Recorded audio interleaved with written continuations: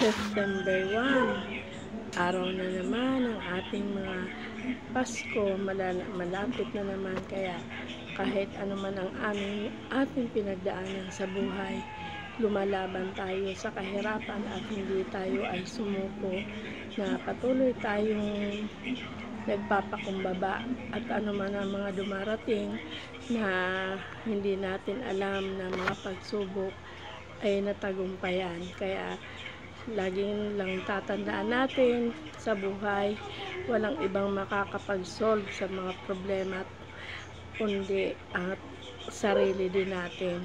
Kaya tayo pa rin ang gagawa ng lahat. Huwag umasa sa iba, kasi mas masarap yung sariling sikap sa buhay. Kaya tayo ay laging magpakumbaba lang sa